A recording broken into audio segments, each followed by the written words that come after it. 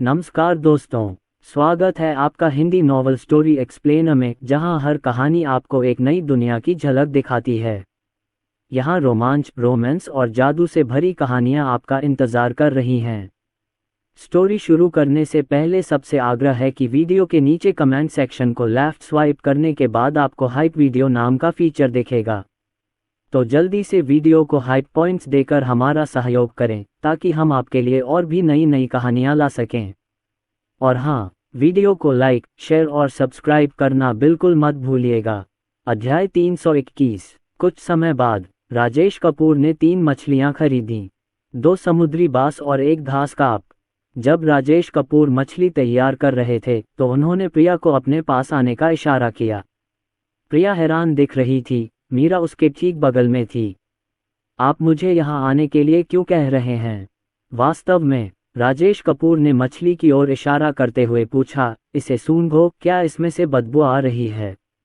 प्रिया एक पल के लिए स्तब्ध रह गई। नहीं, अभी तो यह जिंदा था, चल रहा था, इसमें से बदबू कैसे आ सकती है?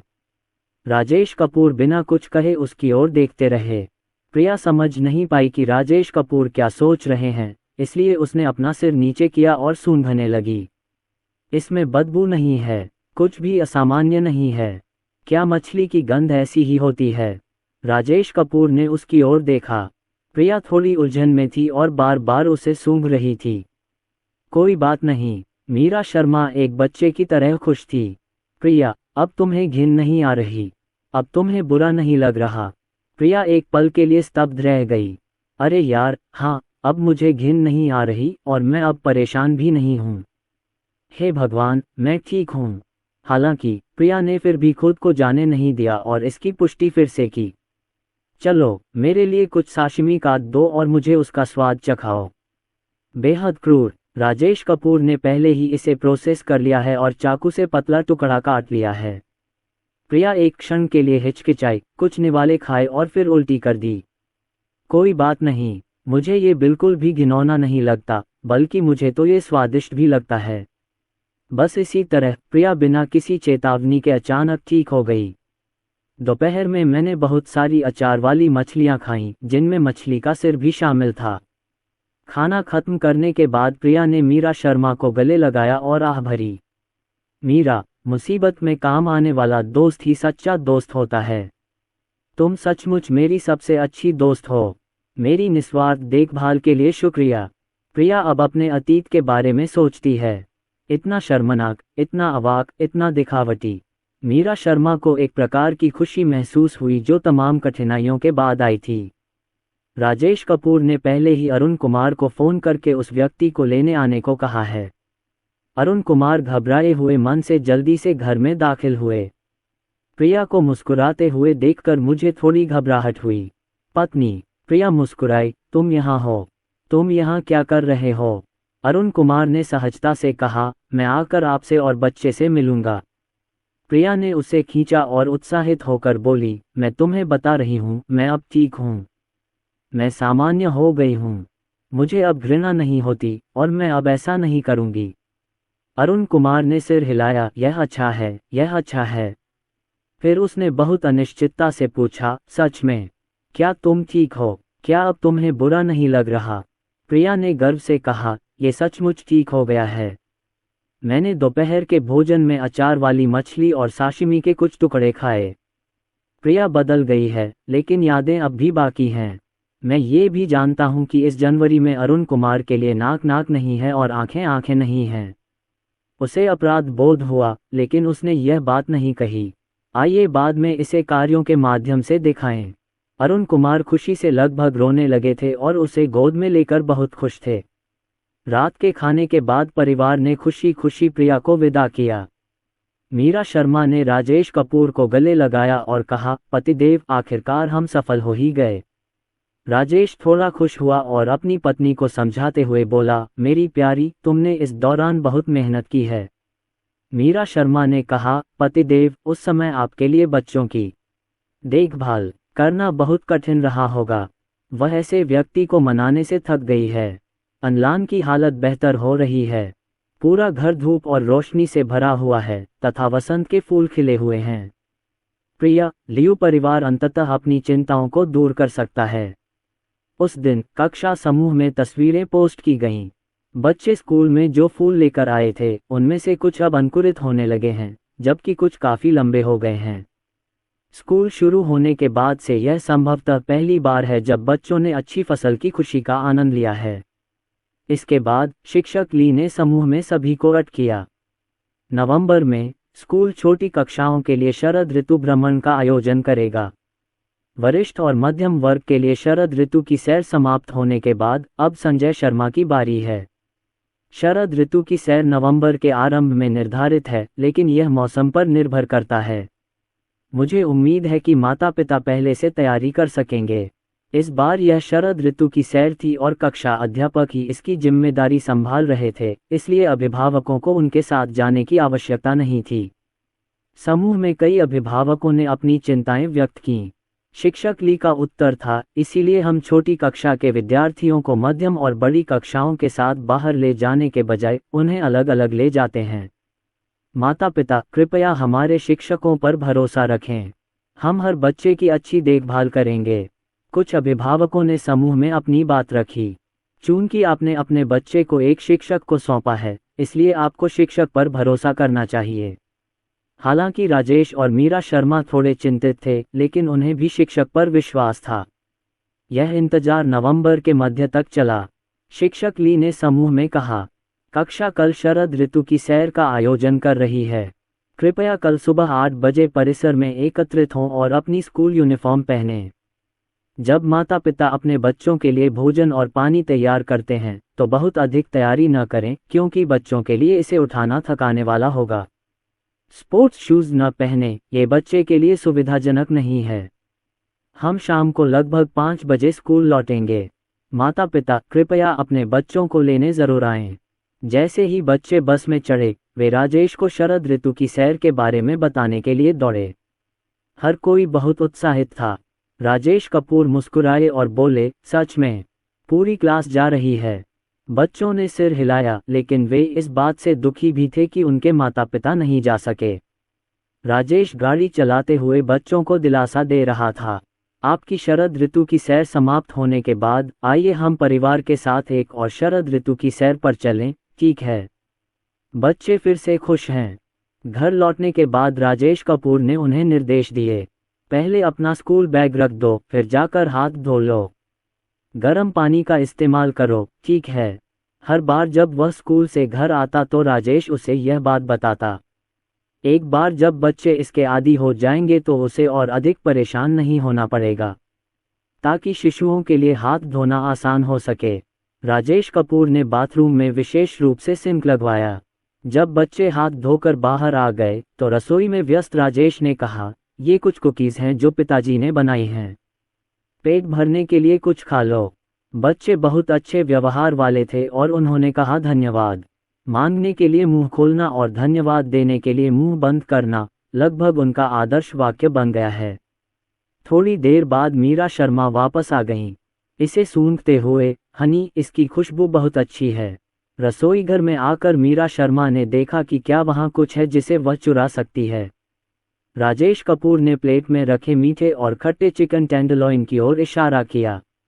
मीरा शर्मा ने खुशी से एक निवाला खाया। आपकी कड़ी मेहनत के लिए धन्यवाद पतिदेव। क्या अब हम खाना खा सकते हैं? जाओ, अपने हाथ धो लो और तुम तुरंत खाना खा सकते हो। मीरा शर्मा खुशी खुशी हाथ मुंह धोने और खाना खाने चली गईं। हर दिन जब मैं घर पहुंचता हूं तो मेरे लिए गर्म भोजन तैयार रहता है। यह एहसास बहुत खुशी देने वाला है। पूरे परिवार को रात के खाने का इंतजार करते देख राजेश कपूर को यह थोड़ा अजीब लगा। सभी बच्चे मीरा शर्मा को खींच रहे थे और हर एक बच्चा एक छोटे पक्षी की तरह चहचहा रहा था। ये शरद ऋतु की सैर से अधिक कुछ नहीं है। मीरा शर्मा ने कुछ देर तक धैर्यपूर्वक सुना। बहुत बढ़िया, कल खूब मजा करो। तुम्हें अपना ख्याल रखना है और साथ ही अपने छोटे भाई बहनों का भी ख्याल रखना है, समझ रही हो? बच्चों ने सिर हिलाया। रात के खाने के बाद राजेश ने मीरा शर्मा से बच्चों को सुला देने के लिए कहा। उसे कल बच्चों के लिए दोपहर का भोजन तैयार करना है।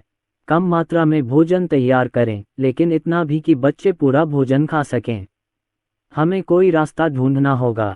चलो कुछ रोटी सेंकते हैं, कुछ सब्जियां सुखाते हैं और कुछ मीटलोफ बनाते हैं। फिर बच्चों के लिए पर्याप्त दूध की एक बोतल ले आओ।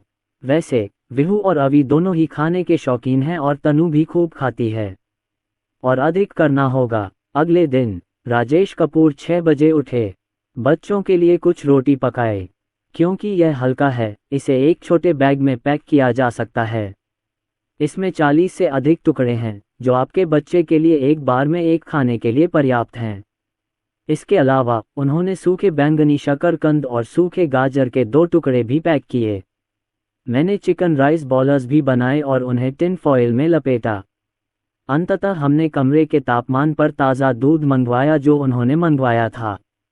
यह एक छोटी बोतल है जो उनके लिए पर्याप्त है। राजेश कपूर ने उन्हें वितरित करने के बाद उनका वजन किया और महसूस किया कि वे भारी नहीं हैं, इसलिए उन्होंने बच्चों को उन्हें फिर से उठाने दिया। क्या ये डूब रहा है?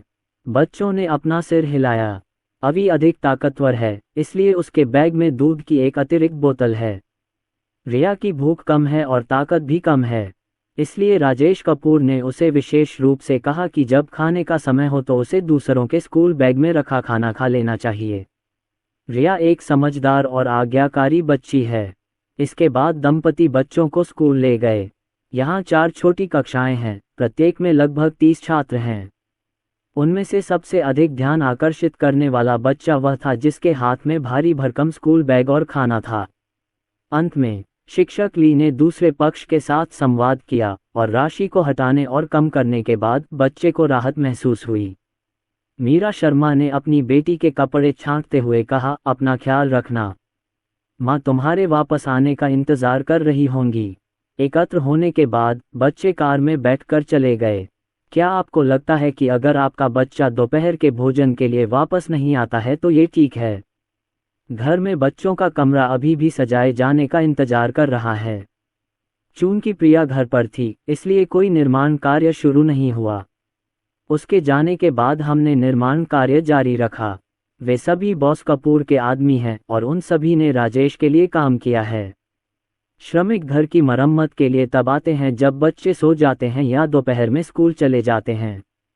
जब बच्चे वापस आते हैं तो वे भी चले जाते हैं। बॉस कपूर ने फिर भी उन्हें दैनिक वेतन दिया। यहाँ 3 कमरे हैं और अनुमान है कि इनके नवीनीकरण में लगभग 1 महीने का समय लगेगा, इसलिए चीनी नववर्ष के दौरान इनका उपयोग अवश्य किया जाएगा। राजेश कपूर ने दोपहर में श्रमिकों के लिए भोजन भी तैयार किया। उन्होंने भोजन को बड़े चाव से खाया और कहा कि यह अविश्वसनीय रूप से स्वादिष्ट था। कमरे में वापस आने के बाद कई लोग राजेश कपूर के बारे में बात करने लगे और तुलना करने लगे। पुनर्जन्म की खोज वास्तव में एक तकनीकी काम है। कुछ लोगों के लिए यह अंतर इतना बड़ा है कि उनके मन में कोई असंतुलित विचार नहीं आते। वह स्थान आपकी पहुंच से बाहर है, तो फिर आप उससे कैसे जुड़ सकते हैं? राजेश उन्हें पानी और सिगरेट देने के लिए ऊपर गया और दूसरी ओर बस से उतरने के बाद बच्चे पंक्तिबद्ध होकर एक दूसरे का हाथ थामे शरद ऋतु की सैर पर निकल पड़े। चूंकि सभी बच्चे छोटी कक्षा में हैं, वे बहुत छोटे हैं और उनकी तुलना मध्यम और बड़ी कक्षाओं से नहीं की जा सकती। शरद ऋतु की सैर बहुत बड़ी या बहुत दूर नहीं होनी चाहिए। बच्चों के लिए हर चीज़ बहुत उत्सुकता भरी होती है। बस से उतरने के बाद वे अपने छोटे स्कूल बैग लेकर अपने शिक्षक के मार्गदर्शन में उपनगरों की ओर चल पड़े। तनु की आवाज़ बहुत ऊंची है और जब वह अपना मुंह खोलती है तो लगभग पूरी कक्षा उसे सुन सकती है। वह बहुत बातें करती है और सामान्य से भी अधिक। तनु और छोटे लड़के ने एक दूसरे का हाथ थाम लिया और ग्रामीण इलाकों की अपनी यात्रा के बारे में यादें ताज़ा कीं। मैंने एक सूअर देखा, बहुत बड़ा, बहुत बदबूदार सूअर। उसके बगल में बैठे सभी बच्चे दंग रह गए। ये कितना बड़ा है, सूअर कितना प्यारा है। तनु ने याद करके अपना सिर हिलाया। ये बिल्कुल भी प्यारा नहीं है, ये बहुत बड़ा है और खाते समय इस तरह इधर उधर घूमता है। पहले सूअर वीडियो या फोटो में बहुत प्यारे लगते थे। ये देखकर कि उसके डेस्कमेट को उस पर विश्वास नहीं हुआ, तनु ने जल्दी से विहू को फ़ोन किया। भाई, क्या सूअर बदसूरत और बदबूदार नहीं होते? विहू ने सड़क किनारे से एक जंगली फूल तोड़ा और उसे पास में खड़ी एक छोटी लड़की के सिर पर रख दिया। छोटी लड़की ने प्यार से मुस्कुराते हुए कहा, धन्यवाद। छोटी बच्ची विहू बहुत प्यारी है। उसने तनु की बात सुनी और ऊंची आवाज में उत्तर दिया, हाँ, ये बदसूरत है और इसमें से बदबू आती है। यहाँ के अधिकांश बच्चों ने कभी भी देशी सूअर नहीं देखा है। सूअरों के प्रति मेरी रुचि कम होने के अलावा कुछ नहीं हो सकती थी। रास्ते में चलते और खेलते हुए हम एक खुली जगह पर आ गए। शिक्षक ली ने बच्चों से कहा कि वे अपना स्कूल बैग नीचे रखें और साथ मिलकर eagle catches chicken and flip flop खेलें। बच्चे इतने खुश थे कि वे स्वर्गदूतों की तरह मुस्कुरा रहे थे। अंत के बाद शिक्षक ने प्रत्येक बच्चे पर एक एक तौलिया रख दिया और उसे थोड़ी देर आराम करने दिया। फिर हम खाना शुरू कर सकते हैं। अधिकांश माता पिता अपने बच्चों के लिए दूध और विभिन्न प्रकार की रोटियां तैयार करते हैं। ये सुविधाजनक और उपयोग में आसान है और इसे ले जाने पर बच्चे भारी महसूस नहीं करते। वास्तव में बच्चों को कभी कभी ये सब खिलाना ठीक है। केवल कुछ ही माता पिता अपने शिशुओं के लिए विस्तृत तैयारियां करते हैं। यहाँ सबसे उत्कृष्ट राजेश के बच्चे हैं। वहाँ चावल के गोले, सब्जियां, दूध और रोटी हैं और प्रति व्यक्ति 2 चेरी टमाटर। राजेश द्वारा बनाए गए चावल के गोले छोटे बच्चों की मुट्ठी जितने बड़े थे और उनकी खुशबू बहुत स्वादिष्ट थी। शिक्षक ली ने गीले टिश्यू से उनके हाथ पोंछे और कहा, खाओ। आसपास के बच्चे अपनी रोटी और दूध को देखने लगे। अचानक मुझे लगा कि अब उनमें कोई खुशबू नहीं रही। राजेश शुरू में ज़्यादा कुछ नहीं बनाते क्योंकि यह इस बात पर निर्भर करता है कि बच्चे कितना खाते हैं। शिक्षक इस बात से चिंतित हैं कि कुछ माता पिता अपने बच्चों के लिए पर्याप्त तैयारी नहीं करते हैं। इसलिए मैंने बच्चों के लिए अतिरिक्त भोजन के लिए विशेष रूप से कुछ लंच बॉक्स तैयार किए। क्या कोई ऐसा बच्चा है जिसने पर्याप्त खाना नहीं खाया है? गुरुजी, ये लीजिए कुछ खाना। विहू, जिसने अभी अभी खाना खत्म किया था, तेजी से दौड़कर आया। अभी भी उनके पीछे पीछे चला और शिक्षक के हाथ में रखे चावल को घूरने लगा। तनु भी इस मस्ती में शामिल हो गया और उसे भी इसमें शामिल होने में कोई आपत्ति नहीं थी, इसलिए वह भी उसके साथ चला गया। अध्यापक, अन्य बच्चे भी आसपास इकट्ठा हो गए। कुछ लोग बहुत भूखे होते हैं और कुछ बस ये देखना चाहते हैं कि कुछ स्वादिष्ट है या नहीं। शिक्षकों द्वारा तैयार किए गए 5 लंच बॉक्स बच्चों को वितरित किए गए। यहाँ कक्षा समूह शिक्षक समय समय पर स्थिति को अपडेट करेगा। बच्चों की मासूम और प्यारी मुस्कान देखकर माता पिता का दिल पिघल गया। दोपहर में 5 बजे से पहले ही माता पिता अपने बच्चों को लेने के लिए इंतजार कर रहे थे। बसें धीरे धीरे आ रही थीं और एक एक करके बच्चे उतर रहे थे। उनके बाद उनके माता पिता भी उतर रहे थे। अलविदा गुरुजी, अलविदा बच्चों। राजेश बच्चों को घर ले गया। क्या आज तुम्हें मज़ा आया? खुश? क्या तुमने आज पर्याप्त खाना खाया? पास होना। जब वह घर पहुंचा तो रिया को याद आया कि उसके स्कूल बैग में एक उपहार था। पिताजी, ये पत्थर आपके लिए है और ये फूल माँ के लिए हैं। पत्थर बहुत सुंदर हैं और सचमुच अद्भुत दिखते हैं। वह बात नहीं है। मुद्दा यह है कि वह छोटी सी प्यारी बच्ची वास्तव में माँ और पिताजी के लिए उपहार लाना चाहती थी। उसके 3 छोटे सूती गद्देदार जैकेट खजाने। राजेश कपूर ने रिया को उठाया और उसे चूमा। शुक्रिया बेबी। डैडी स्टोन उससे बहुत प्यार करते हैं। रिया ने उसे गले लगाया और कहा, रिया डैडी और मम्मी से सबसे ज़्यादा प्यार करती है। तनु चुपचाप इस पर ध्यान दे रही है। रिया के जाने के बाद तनु अपना छोटा सा स्कूल बैग लेकर आया। उसने अपना छोटा सा स्कूल बैग राजेश कपूर के पैरों पर रख दिया। उसकी आंखें चमक रही थीं।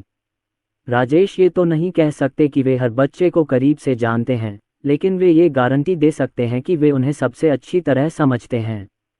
राजेश कपूर तुरंत समझ गए कि तनु का क्या मतलब है। तुम चाहती हो कि मैं स्कूल बैग खोलूं? तनु ने सिर हिलाया, कुछ आशा भरी नजरों से। राजेश कपूर ने अपना स्कूल बैग खोला और उसमें 2 कैंडीज रखी थीं। रैपिंग पेपर बहुत सुंदर था। राजेश कपूर ने पूछा, क्या ये शिक्षक की ओर से है? तनु ने सिर हिलाया। राजेश कपूर ने धीरे से पूछा, क्या आप इसे मम्मी पापा को देने वाले हैं? तनु ने फिर सिर हिलाया। राजेश कपूर ने उसका छोटा सा चेहरा अपने हाथों में लिया और कहा, शुक्रिया बेबी। मुआ। अपनी बेटी के माथे को चूमने के बाद टुआन को थोड़ी शर्मिंदगी महसूस हुई और उसने शर्माते हुए अपना स्कूल बैग रख दिया। मीरा शर्मा घर लौट आईं। बच्चे खाना खाकर सो गए हैं। मीरा शर्मा ने समय देखा और आश्चर्य से पूछा, इतनी जल्दी? बच्चे खेलते खेलते थक गए हैं। मैं रात के खाने के दौरान सो गया था, राजेश कपूर ने बताया। मीरा शर्मा ऊपर चली गईं। मैं बच्चों का हालचाल जानने जा रहा हूँ। नीचे जाते समय मैं बच्चों के कमरे के पास से गुजरा और अपनी संतुष्टि व्यक्त की।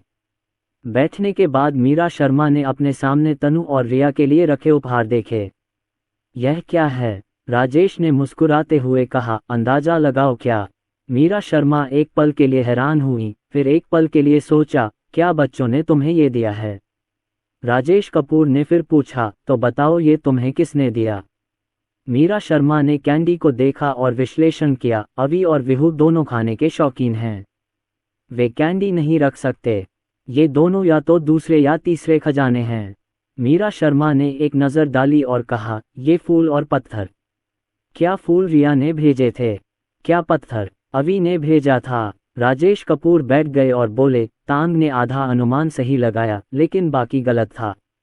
मीरा शर्मा को थोड़ा आश्चर्य हुआ, लेकिन जल्द ही समझ गई, ये कैंडी तनु की है। तो क्या ये फूल रिया का है? क्या ये शितो अवि ने दिया था? राजेश कपूर ने सिर हिलाया, पत्थर गलत है, फिर से अनुमान लगाओ। मीरा शर्मा ने सोचा और अनिश्चितता से पूछा, क्या यह विहू है? खैर, अगर यह सचमुच 4 खजाने हैं तो ये काफी आश्चर्यजनक होगा। राजेश कपूर हंसने से खुद को रोक नहीं पाए, आप बहुत ज्यादा सोचते हैं।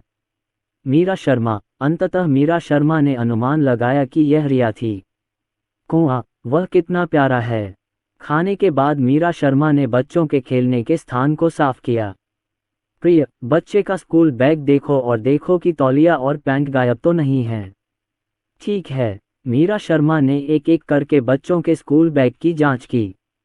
मैंने अपने स्कूल बैग से पसीना सोखने वाला तौलिया निकाला और बाद में उसे धो दिया। मेरे काम खत्म होने के बाद राजेश कपूर ने भी बर्तन धो लिए। जब से मेरे बच्चों ने स्कूल जाना शुरू किया है, समय उल्टा हुआ सा लगता है। पलक झपकते ही बच्चों का कमरा बिल्कुल डिज़ाइन ड्राइंग के अनुसार सजा दिया गया। यद्यपि इसमें प्रयुक्त सामग्री गैर विषैली और हानिरहित है, फिर भी राजेश कपूर को इसे उपयोग करने से पहले खोलना पड़ता है। पलक झपकते ही क्रिसमस की पूर्व संध्या आ गई। जब बच्चे स्कूल गए थे, राजेश और मीरा शर्मा सुपरमार्केट गए और एक बड़ा क्रिसमस ट्री खरीदा। फिर मैंने कुछ लाइटें, कैंडीज और अन्य सजावट की चीजें खरीदीं। ये पहली बार है जब हम क्रिसमस को इतने भव्य तरीके से मना रहे हैं। अतीत में क्रिसमस की पूर्व संध्या पर बच्चों को आशीर्वाद के रूप में एक सेब दिया जाता था। क्रिसमस पर बच्चों को खेलने के लिए बाहर ले जाएं। ये समय पहले से अलग है। बच्चे स्कूल जाते हैं और क्रिसमस की पूर्व संध्या और क्रिसमस के बारे में बेहतर समझ रखते हैं। कक्षा समूह में कुछ अभिभावकों ने तस्वीरें पोस्ट की हैं और क्रिसमस की तैयारी भी शुरू कर दी है। दंपति ने इस बारे में सोचा और अपने बच्चों को एक अच्छा जीवन देने का निर्णय लिया। लिविंग रूम के एक कोने को साफ करने के बाद दंपति ने क्रिसमस ट्री को सजाना शुरू कर दिया। मैंने केवल ऑनलाइन कपड़े पहनने के तरीके की तस्वीरें खोजीं। काफी व्यस्तता के बाद दंपति ने चमकते हुए तारे को पेड़ के शीर्ष पर रख दिया और अपना मिशन पूरा कर लिया। खैर, हमें उपहार भी तैयार करने होंगे। दंपति ने कुछ खिलौने और कुछ खाना खरीदा। इसे रैपिंग पेपर में लपेटें, उपहार रिबन से बांधें और इस पर अपना नाम लिखें। ये सब करने के बाद मीरा शर्मा सोफे पर लेट गईं और हिलना नहीं चाहती थीं। बाकी सब राजेश कपूर का काम था। जब यह अंततः बनकर तैयार हो गया तो राजेश कपूर ने इसे पर्दे से ढक दिया और इसके सामने एक बड़ा नाजुक फूलदान रख दिया। इस तरह बच्चों को पता नहीं चलेगा। दोपहर में बच्चों को स्कूल से ले आओ। शिक्षक ने कक्षा के प्रत्येक बच्चे को एक सेब और एक छोटा सा उपहार दिया। बच्चे बहुत खुश हैं और उन्होंने राजेश और मीरा शर्मा को क्रिसमस की शुभकामनाएं दी। जब वे घर पहुंचे तो उन्हें क्रिसमस का पेड़ नहीं मिला। उन्होंने शिक्षक तनु द्वारा दिए गए खिलौनों से खेला और फिर खाना खाया। रात्रि भोजन के बाद बच्चों को उनके प्यारे दोस्त से एक वीडियो मिला। छोटी त्यानतियान ने उन्हें लियू किंग और उसकी चाची द्वारा सजाया गया क्रिसमस ट्री दिखाया। रंग बिरंगी रोशनी में क्रिसमस का पेड़ विशेष रूप से सुंदर दिखता है। यह एक बड़ा सेब है जो मेरी माँ ने मुझे दिया था। ये बहुत बड़ा है, लगभग मेरे चेहरे जितना बड़ा। त्यानतियान ने जानबूझकर इशारा भी किया और यह वास्तव में उसके चेहरे पर दिखाई दिया। बच्चे ईर्ष्या से भरे चेहरे के साथ मीठे क्रिसमस वृक्ष को देख रहे थे। त्यानतियान ने पूछा, क्या आपके पास क्रिसमस का पेड़ नहीं है? बच्चे सब ने एक साथ अपना सिर हिलाया, उनके चेहरों पर निराशा का भाव झलक रहा था। छोटे त्यानतियान ने असमंजस में पूछा, क्यों नहीं? क्या चाचा चाची ने तुम्हारे लिए कुछ तैयार नहीं किया? जब बच्चों ने मुड़कर देखा तो उनके माता पिता रसोई में व्यस्त थे। तनु बोली, शायद मम्मी पापा भूल गए। मैं कल उनसे कहूंगी कि इसे खरीद लें। विहू ने भी कहा, हाँ, हमारे घर पर कोई बुआ नहीं है। पापा बहुत व्यस्त रहते हैं। अवी ने बेपरवाही से कहा, कल की तैयारी भी वैसी ही रहेगी। रिया ने धीरे से पूछा, क्या तुम्हारी माँ ने तुम्हारे लिए क्रिसमस का उपहार तैयार किया है? त्यानतियान दंग रह गया, नहीं। जब वे उस प्यारे बच्चे के साथ बातें कर रहे थे, दंपति वास्तव में बहुत ध्यान दे रहे थे। बच्चों के फोन रख देने के बाद कुछ लोग खो गए और कुछ उदास हो गए। विहू दौड़कर आया और पूछा, माँ और पिताजी, क्या हमारे पास क्रिसमस ट्री है?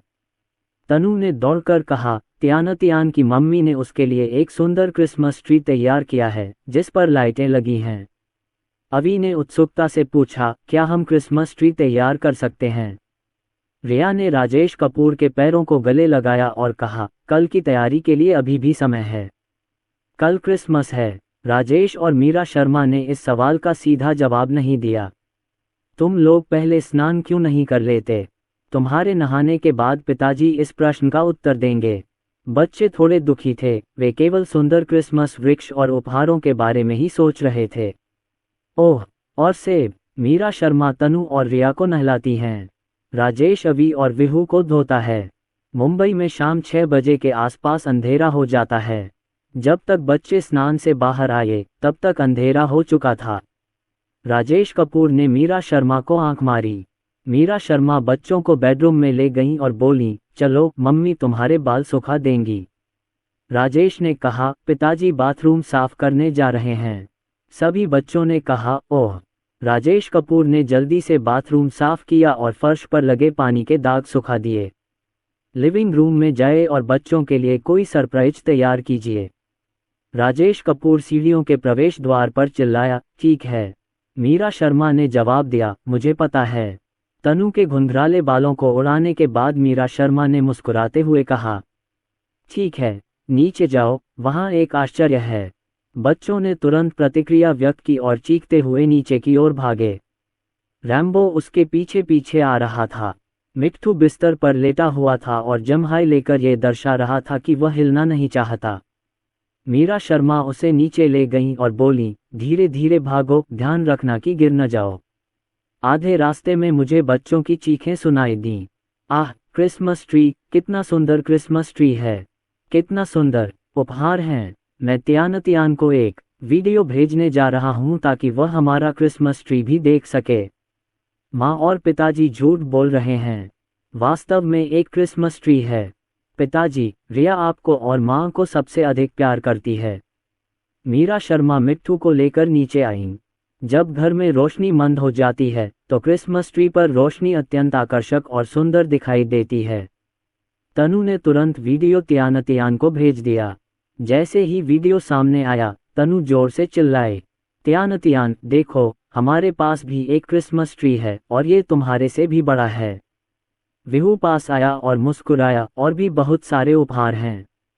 त्यानतियान ने अपनी बड़ी बड़ी आंखें झपकाईं, बच्चों से ईर्ष्या करते हुए कि उनके पास इतना बड़ा क्रिसमस ट्री है। उसने उत्सुकता से पूछा, क्या आपने नहीं कहा था कि चाचा और चाची ने इसे नहीं खरीदा? अवी की आवाज आई, माँ और पिताजी ने इसे बहुत समय पहले खरीदा था, बस हमें आश्चर्यचकित करने के लिए। रिया का चेहरा तनु के चेहरे के पास था। हमें ये सरप्राइज बहुत पसंद आया। त्यानतियान मुस्कुराया और बोला, तो फिर चलो एक साथ उपहार खोलते हैं।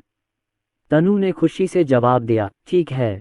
तो स्क्रीन के दूसरी ओर पांचों बच्चों ने एक साथ अपने उपहार खोले।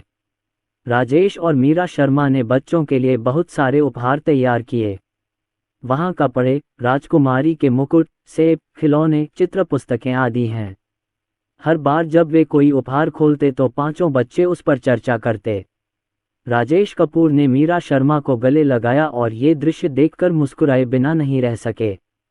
प्रिय, वहाँ तुम्हारे लिए भी एक क्रिसमस उपहार है। मीरा शर्मा आश्चर्यचकित और प्रसन्न हुई। हनी, मेरे पास भी एक है। राजेश कपूर मुस्कुराए, तुम मेरी बड़ी बच्ची हो, बेशक यह मेरे पास है। इसलिए मीरा शर्मा भी टीम में शामिल हो गईं। तभी मुझे एहसास हुआ कि पैकेजिंग पर लिखा नाम राजेश कपूर ने फाड़ दिया था। यह क्या है? रिया ने पैकेट खोला और उसमें एक सुंदर कंगन पाया। आप पहली नज़र में ही बता सकते हैं कि यह ब्रेसलेट वयस्क शैली का है। रिया ने जल्दी से उसे मीरा शर्मा को दे दिया। माँ। मीरा शर्मा ने उसे खोला और देखा कि वह कार्टियर ब्रेसलेट था। मीरा शर्मा को तुरंत ही इसकी स्टाइल और कारीगरी पसंद आ गई। शुक्रिया जानू। राजेश कपूर सोफे पर बैठ गए और धीरे से मुस्कुराए। चलो इसे फिर से ढूंढते हैं। इसका मतलब है कि अन्य उपहार भी हैं।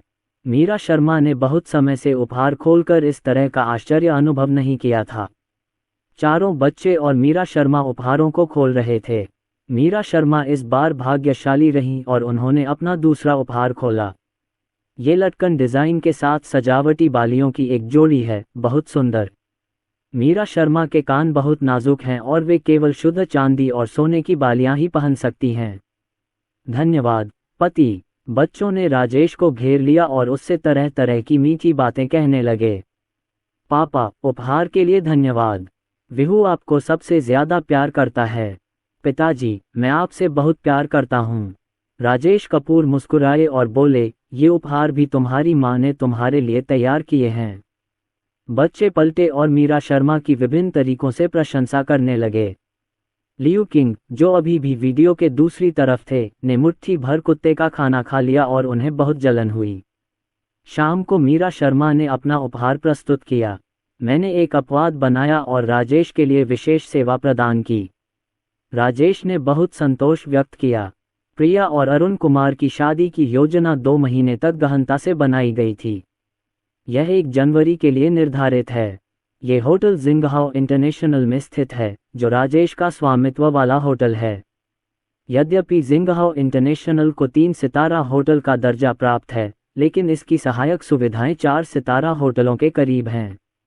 मुंबई में इसकी बहुत अच्छी प्रतिष्ठा है और इसका कारोबार भी बहुत अच्छा है। अन की मां अपनी बेटी की देखभाल के लिए विशेष रूप से चेन्नई से वापस आईं। अरुण कुमार शादी की तैयारी कर रहे हैं। शादी करने के लिए अरुण कुमार ने 140 वर्ग मीटर से अधिक क्षेत्र में फैला एक पुनर्तः सुसज्जित मकान खरीदा, जिसमें 3 शयन कक्ष और 2 बैठक कक्ष थे। अरुण कुमार ने पहले खरीदे गए मकान पर कब्जा करने के बाद अपने माता पिता को उसमें रहने देने का निर्णय लिया। मैंने जो अपार्टमेंट खरीदा है वह ग्रीन लेक विला से ज़्यादा दूर नहीं है, लगभग 20 मिनट की ड्राइव दूर है। इसलिए हर शनिवार और रविवार को मीरा शर्मा अपने बच्चों को प्रिया से मिलने ले जाती थीं। इस बार प्रिया ने अपनी दुल्हन के लिए सोंग त्यानेर, जोई और हिना वाधवा को चुना। हिना वाधवा और प्रिया के बीच बहुत अच्छी बनती है। जब वे पहली बार मिले तो दोनों अच्छे दोस्त बन गए। पिछली बार दोनों मीरा शर्मा की शादी में भी शामिल हुए थे। इस सप्ताहांत मैंने सुना कि जोई और सोंग त्यानेर आए थे। राजेश कपूर और उनका परिवार प्रिया के घर पहुंचे। लिविंग रूम बहुत जीवंत है। अन की मां खाना बना रही थी और प्रिया तथा कुछ अन्य लोग बैठक कक्ष में बातें कर रहे थे। जब बच्चे आते हैं तो ये स्थान और भी अधिक जीवंत हो जाता है। मीरा शर्मा ने उनका अभिवादन करने के बाद बच्चों के कोट उतार दिए। राजेश कपूर रसोई में चले गए। मीरा शर्मा बच्चों की देखभाल करने के बाद ही बैठीं। प्रिया का फिगर फुल हो गया है और वह काफ़ी ऊर्जावान दिखती हैं। सोंग त्यानेर और जोई ने शादी में शामिल होने के लिए 1 सप्ताह की छुट्टी ली। शादी में अभी 3 दिन बाकी हैं और गर्भवती होने के कारण प्रिया के पास सबसे अधिक खाली समय है। खाओ और सो, सारा दिन सो और खाओ। सबकी आदत के कारण स्वभाव भी अराजक हो गया है। प्रिया सोफे पर लेट गई और आह भरने लगी। अफसोस, मैं भी एक रोमांटिक शादी करना चाहता था, लेकिन मेरी आर्थिक स्थिति इसकी इजाज़त नहीं देती। मैं थोड़ा निराश हूँ। जोई ने खरबूजे के बीज चबाए। कितनी शर्म की बात है। तुम्हारे पति के पास घर है, गाड़ी है, करियर है और वो तुम पर बहुत प्यार करता है। मुझे बहुत जलन हो रही है। ठीक है। सौंतियानेर मुस्कुराए और बोली, आप कितनी रोमांटिक होना चाहती हैं। आप गर्भवती हैं। बच्चों की बात करते हुए प्रिया फिर से आहें भरने लगी। बच्चे का जिक्र मत करो। मेरी शादी की पोशाक अब थोड़ी तंग हो गई है। प्रिया ने मीरा शर्मा की ओर देखा और पूछा, तुम बोल क्यों नहीं रही हो। मीरा शर्मा ने बच्चों को खेलते हुए देखा और अनमने भाव से पूछा, क्या आपसे बकवास कर रही हूँ। प्रिया ने मुंह बनाते हुए कहा, तुम पहले भी इससे गुजर चुके हो, तुम अपना अनुभव मेरे साथ क्यों नहीं साझा करते। उदाहरण के लिए। मीरा शर्मा ने प्रिया की ओर देखा, जिससे वह चौंक गई। आप मुझे इस तरह क्यों देख रहे हैं।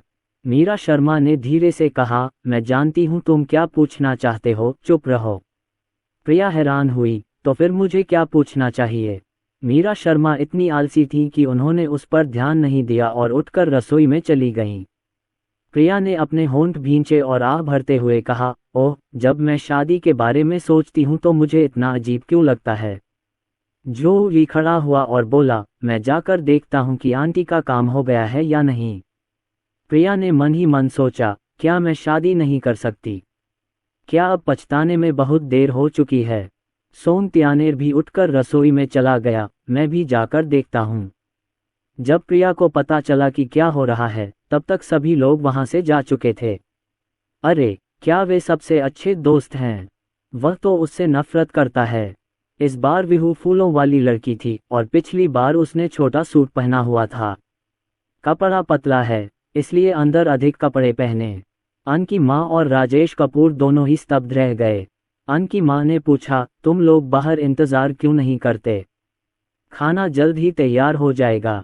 मीरा शर्मा का अन की माँ के साथ अच्छा रिश्ता है और वह खुलकर बात करती हैं। प्रिया फिर से इधर उधर की बातें कर रही है। मैं ये सब नहीं सुनना चाहता। अन की माँ ने भी आह भरी, तू खुद को क्या समझ रही है। मैं ही हूँ जिसे वह परेशान कर रही है। अगर मुझे डर न होता कि वह अपना मन बदल लेगी और शादी नहीं करेगी, तो मैं उससे बहुत पहले ही निपट लेती। सौंतियानेर चौंका, क्या आप शादी करने जा रहे हैं। एन की माँ ने एक पल सोचा और कहा, जब ये लड़की पागल हो जाती है तो वह सचमुच डरावनी होती है।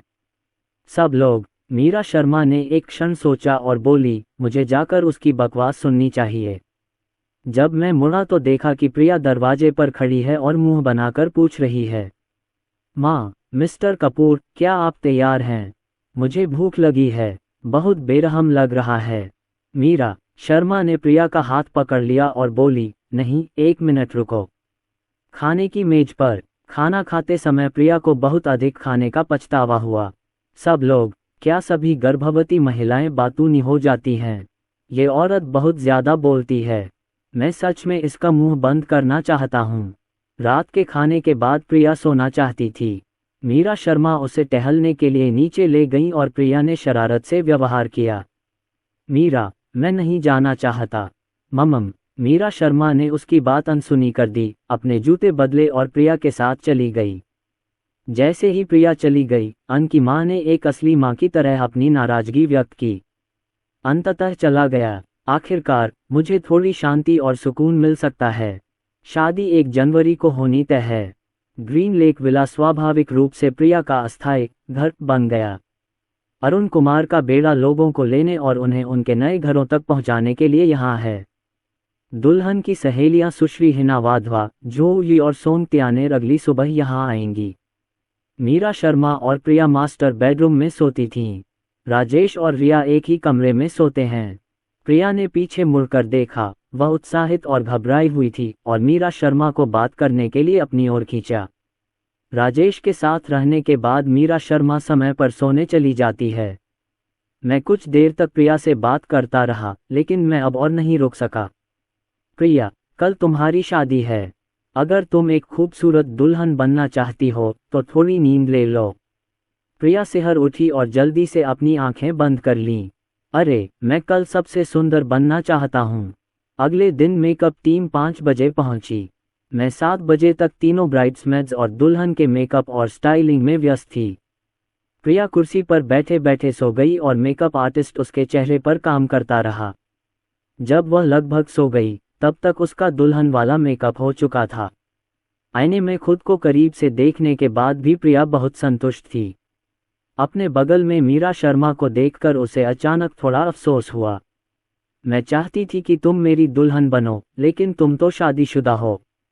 मैंने पहले सोचा था कि शादी करना असंभव नहीं है, लेकिन इस खुशी के दिन मैं तुम्हें मुझसे अधिक सुंदर नहीं होने दूंगा, इसलिए मुझे तुम्हारे साथ गलत व्यवहार करने का अफसोस है, मीरा। मीरा शर्मा को पहले तो थोड़ा अफसोस हुआ, लेकिन ये शब्द सुनने के बाद अफसोस की बात है, मुझे बिल्कुल भी अन्याय महसूस नहीं होता। प्रिया और भी अधिक परेशान हो गई। दुल्हन की सहेलियों को बहुत सुंदर मत बनाओ। जो ये हंसा और गाली देते हुए बोला, यहाँ से चले जाओ। शिक्षिका हिना वाधवा ने अपनी आंखें बंद कर ली और मेकअप आर्टिस्ट से कहा, उसकी बात मत सुनो। मैं और अधिक आकर्षक दिखना चाहती हूँ और दुल्हन को मात देना चाहती हूँ। प्रिया की आंखें चौड़ी हो गईं। तुम कुत्तियाँ, तुम मेरी शादी में मेरा ध्यान खींचने की कोशिश कर रही हो। जब अन की माँ ने सामान पैक कर लिया तो वह बाहर आए और मुस्कुराते हुए बोली, तुम सबसे सुंदर हो, दुनिया में सबसे सुंदर। अब समय आ गया है कि तुम अपनी शादी की पोशाक पहन लो।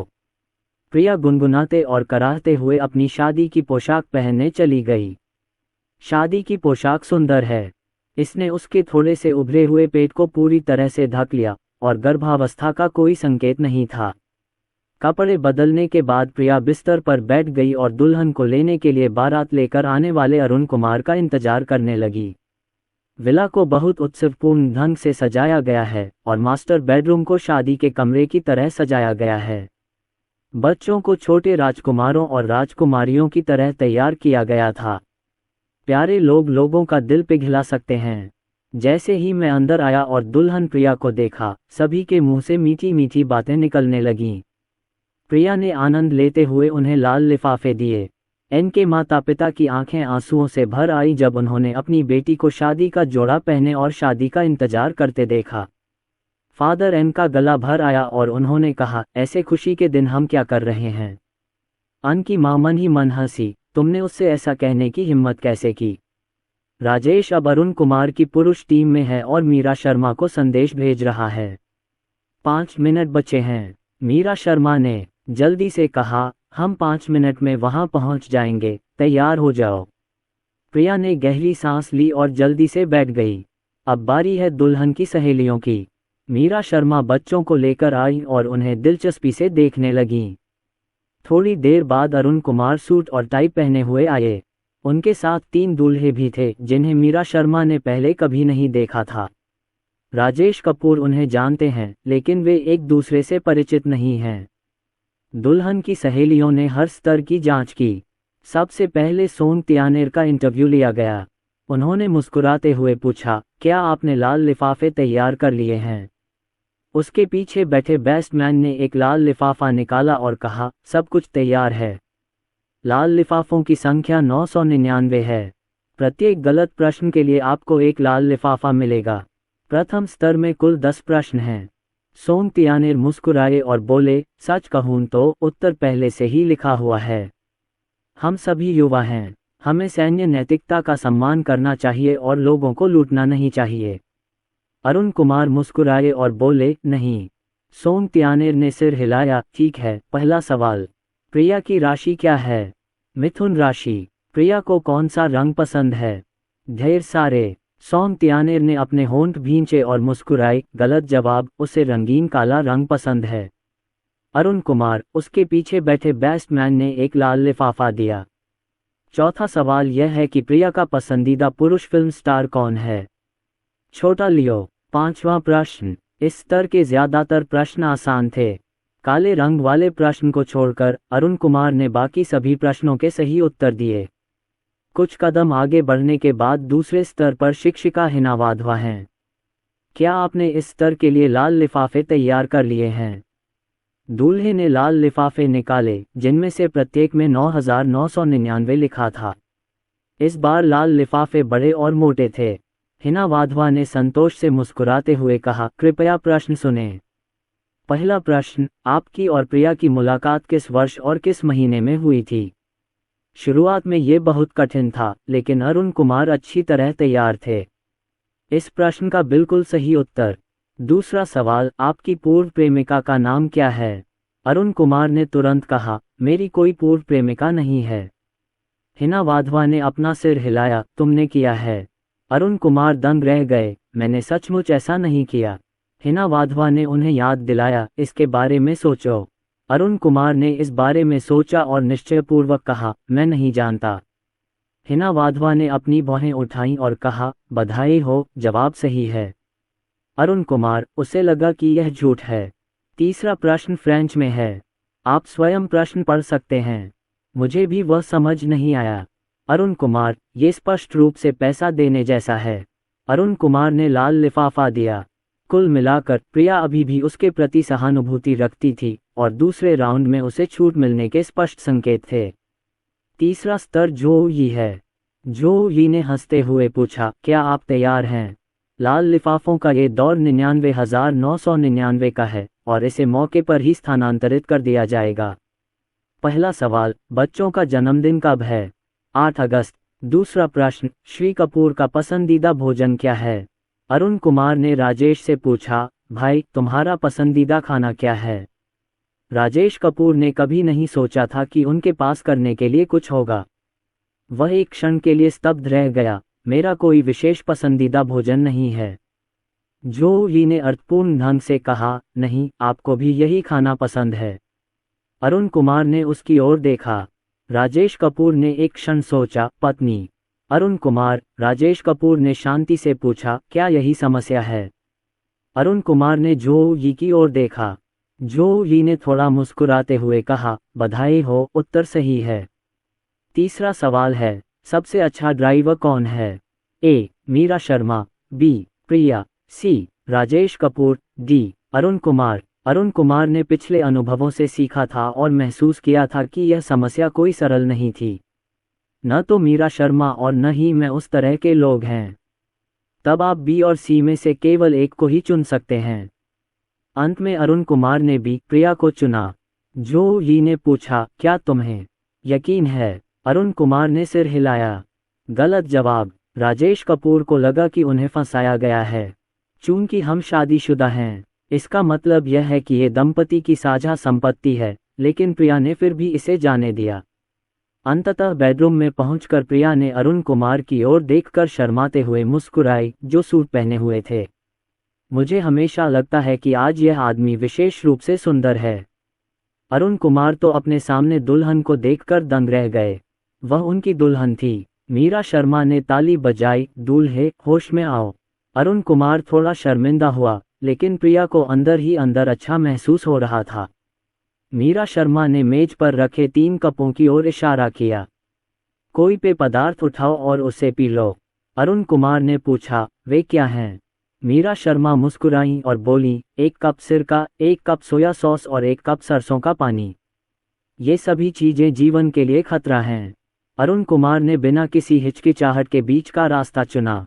मीरा शर्मा ने एक नज़र डाली और मुस्कुराई, बधाई हो, आपने सरसों का पानी चुना। चलो। अरुण कुमार ने सरसों का पानी लिया और प्रिया की चिंता करते हुए उसे एक ही घूंट में पी गए। वास्तव में खुराक खराब नहीं है और अरुण कुमार की सहनशीलता के भीतर है। अंततः वह दुल्हन को शादी की कार में ले गया। दुल्हन की सहेली ने स्कर्ट को ऊपर उठाया ताकि शादी की पोशाक अरुण कुमार की आंखों को ढकने से बच सके। क्या होगा यदि मैं सड़क नहीं देख पाऊं और गिर जाऊं? अरुण कुमार ने प्रिया को बड़ी ही स्थिरता से शादी की गाड़ी तक पहुंचाया। मीरा शर्मा और अन्य लोग भी कार में सवार हो गए। बेड़े को किराए पर लिया गया और ये लाखों डॉलर की लग्जरी कारों से भरा था, जिनकी कुल आयु 20 वर्ष से अधिक थी। ये संरचना काफी बड़ी है। सामने वाली कार फोटोग्राफी टीम की कार है। शादी की कार का driving route green lake villa से निकलकर मुंह, आकार या एक सर्कल में होटल तक जाना है। ये शुभ है। तो यह एक बड़ा वृत्त है। जिंगहाओ इंटरनेशनल में आइए। होटल के बाहर अरुण कुमार और प्रिया की शादी की एक बड़ी तस्वीर लगी हुई है। इस भिक्षा पत्र में लिखा है, सुश्री प्रिया और श्री अरुण कुमार को उनके विवाह पर बधाई। आयोजन स्थल को खूबसूरती से सजाया गया था और चेक इन क्षेत्र की देखभाल मीरा शर्मा और उनके पति ने की थी। शादी का आयोजन देवेंद्र कपूर और उनकी पत्नी ने किया, जिसमें अरुण कुमार के माता पिता ने भी मदद की। सीटें लगभग भर चुकी हैं। स्त्री की तरफ, पुरुष की तरफ। प्रिया ने गर्भावस्था की बात गुप्त रखी। जहां तक अरुण कुमार का सवाल है तो उनके माता पिता के अलावा कोई नहीं जानता।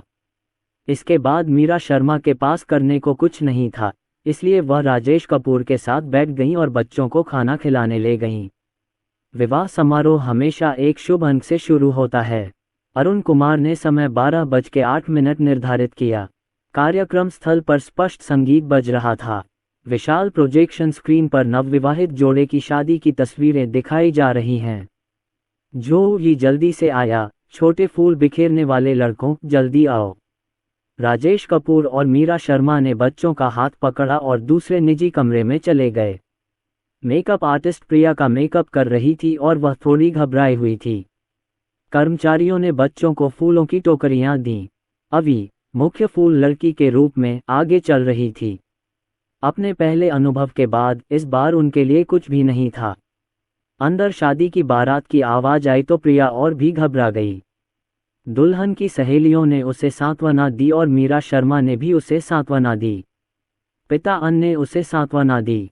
प्रिया उस पल बहुत खुश हुई। मीरा, इधर आओ, मैं तुम्हें गले लगा लूं। मीरा शर्मा ने प्रिया को गले लगाया और कहा, रो मत, मुस्कुराओ। तुम आज दर्शकों में सबसे खूबसूरत महिला हो। कर्मचारी आए और पूछा, क्या आप तैयार हैं? कार्यक्रम स्थल में प्रवेश करने का समय हो गया है। जैसे ही दोनों दरवाजे खुले, 4 फूल लड़कियां सामने आ गईं। इसके बाद दूसरा खजाना, तीसरा खजाना और सबसे बड़ा खजाना आता है। जैसे ही वे प्रकट हुए, वे ध्यान का केंद्र बन गए। मेहमानों ने उन पर चर्चा की। वाह, ये 4 बच्चे कितने प्यारे हैं। वे कुछ एक जैसे दिखते हैं, क्या वे चौगुने हो सकते हैं? 4 बच्चे, क्या ये सच है? क्या वे फूल लड़कियों को आमंत्रित कर रहे हैं? जिन लोगों को इस तरह की शंकाएं हैं, उनमें से अधिकांश ऐसे पुरुष हैं जो स्थिति को नहीं समझते। प्रिया के पारिवारिक और पारस्परिक संबंध मीरा शर्मा से घनिष्ठ रूप से जुड़े हुए हैं।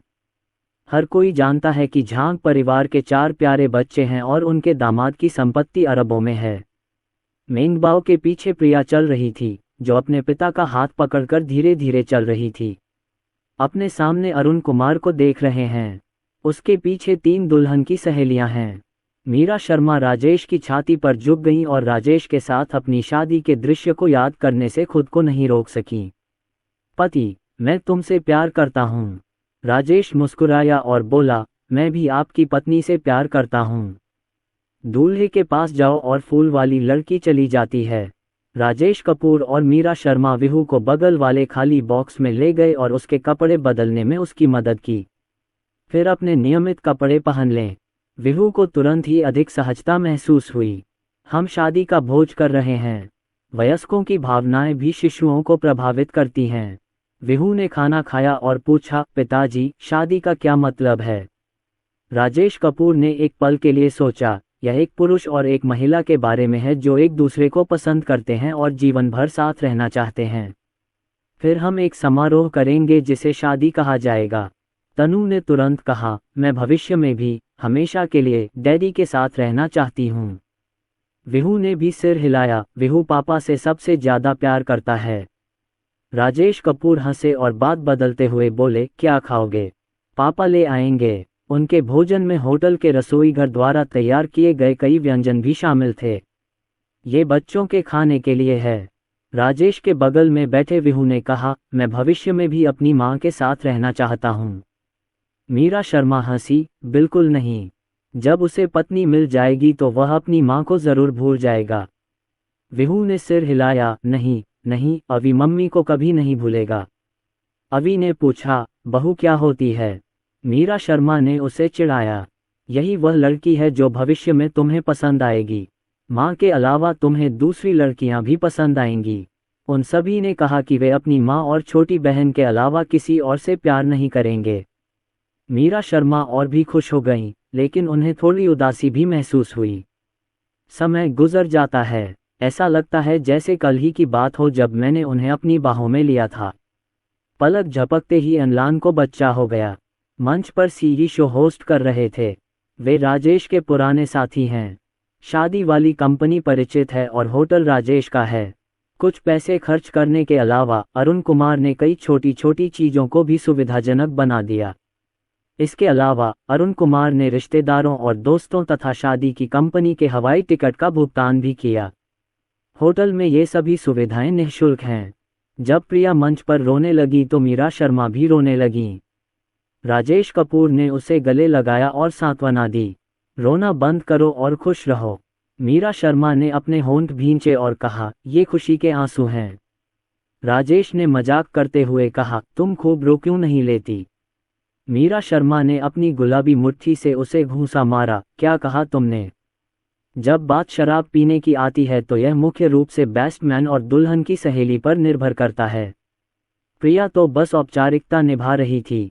अंततः मीरा शर्मा की टेबल आई। प्रिया बैठ गई और अब हिलना नहीं चाहती थी। मैं बहुत थक गई हूँ। मीरा शर्मा की शादी साधारण थी और वह गर्भवती नहीं थी, इसलिए उन्हें बिल्कुल भी थकान महसूस नहीं हुई। मैं तुम्हें थोड़ी देर के लिए आराम करने के लिए ले चलता हूँ। मैं ये काम उनके लिए छोड़ता हूँ। प्रिया ने आह भरते हुए कहा, मैं सचमुच अब और नहीं रुक सकती।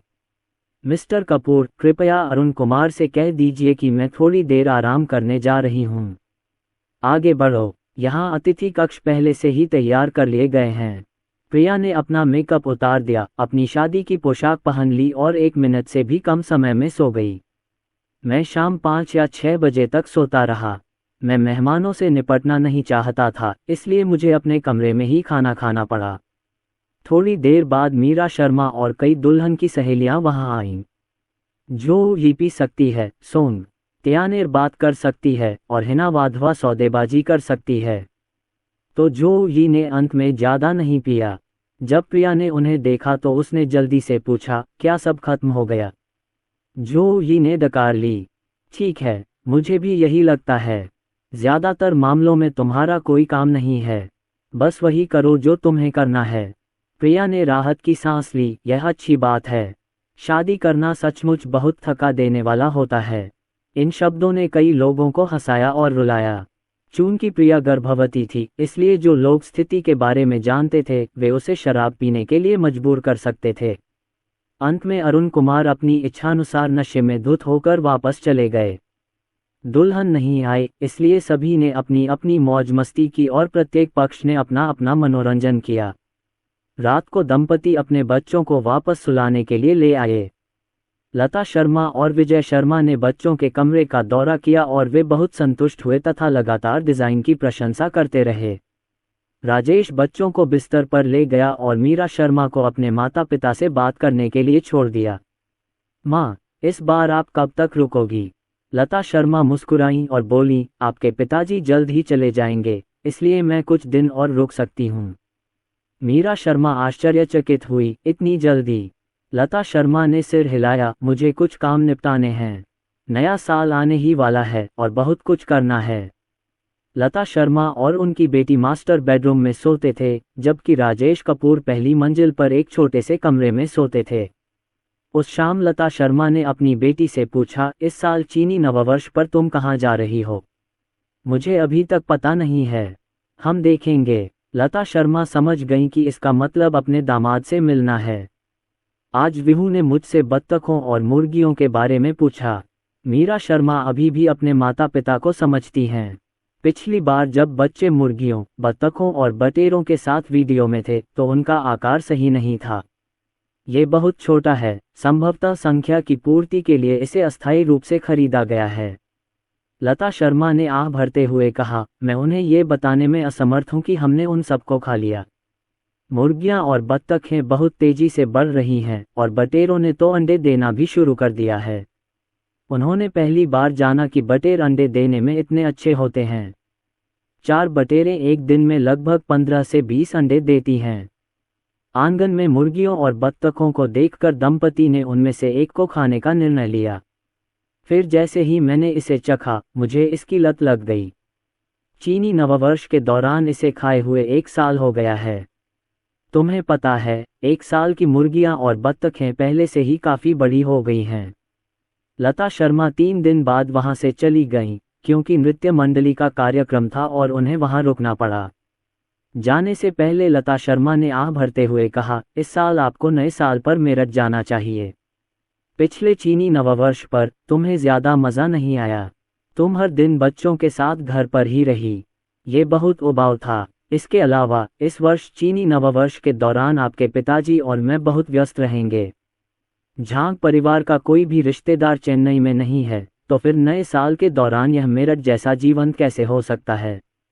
यद्यपि चेन्नई एक प्रथम श्रेणी का शहर है, लेकिन आर्थिक विकास के कारण चंद्र नववर्ष समारोह के दौरान माहौल कुछ हद तक शांत हो गया है। लता शर्मा जानती थीं कि उनकी बेटी और दामाद क्या चाहते हैं। मीरा शर्मा ने यह बात राजेश कपूर को बताई। राजेश कपूर ने एक पल सोचा और कहा, चलो नए साल के लिए समुद्र तट पर चलते हैं। यहाँ नया साल बिताना कितना आरामदायक है, क्योंकि साल भर यहाँ बसंत जैसा माहौल रहता है। पतिदेव, आप इसे जैसे चाहें वैसे व्यवस्थित कर सकते हैं। मीरा शर्मा मीठी मुस्कान के साथ बोलीं। उस दिन स्कूल से पहले शिक्षक ने कक्षा समूह में एक असाइनमेंट पोस्ट किया। अपने बच्चों को उनके माता पिता की कड़ी मेहनत और कठिनाइयों का अनुभव कराने के लिए आप एक दिन के लिए भूमिका बदलने का प्रयास कर सकते हैं।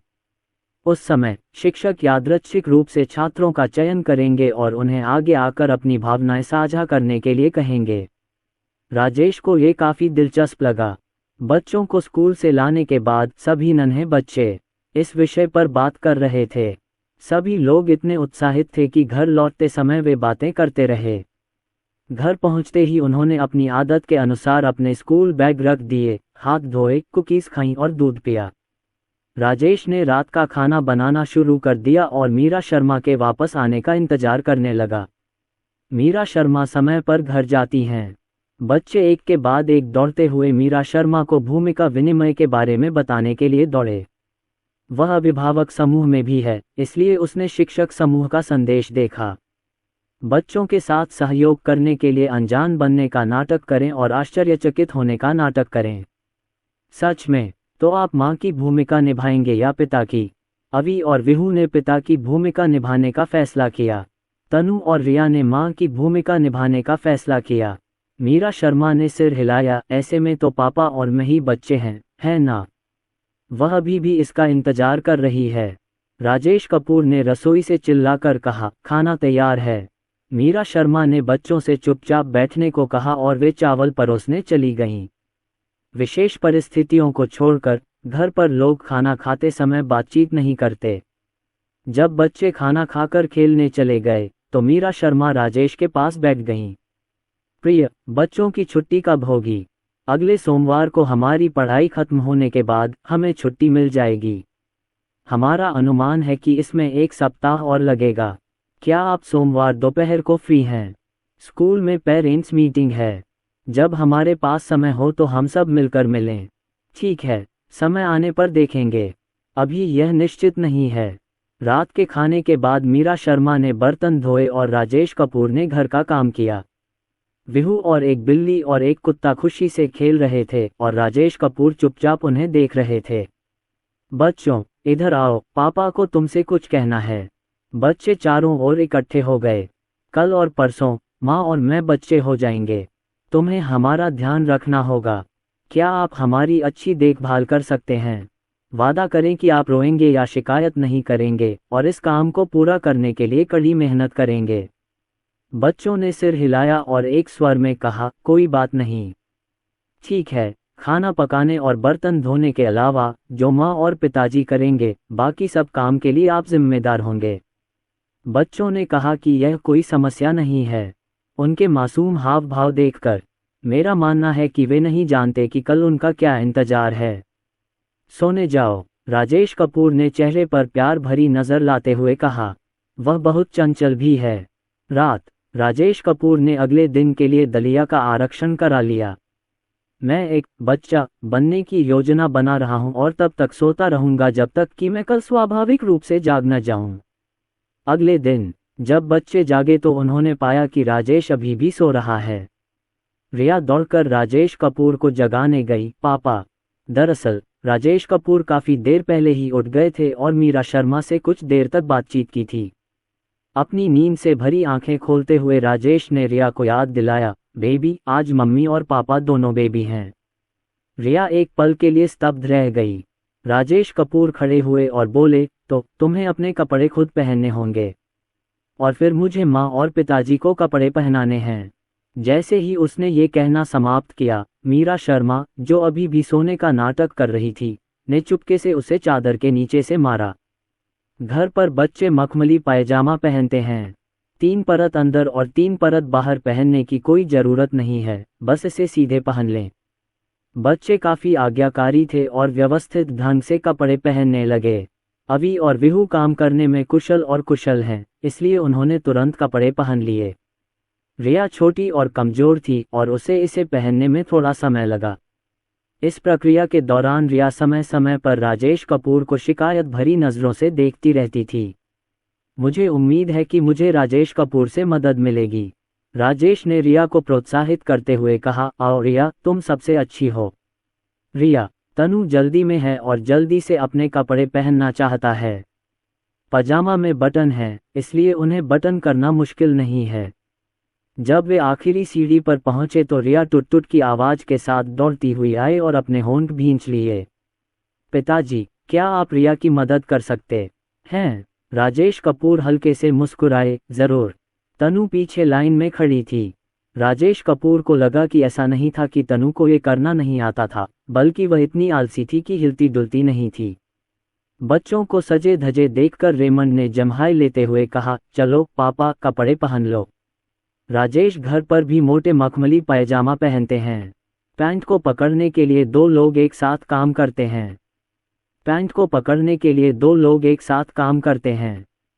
चारों लोगों के सहयोग से राजेश ने अपना पजामा पहना और बच्चों की तारीफ करना नहीं भूला। मीरा शर्मा जाग गईं और उन्होंने ड्रेसिंग सेवा से इनकार करने की योजना बनाई। मैं एक बच्चा हूँ जो खुद कपड़े पहन सकता हूँ, इसलिए उन्हें मेरे लिए कुछ करने की ज़रूरत नहीं है। लेकिन अब बच्चे बहुत सक्रिय हैं।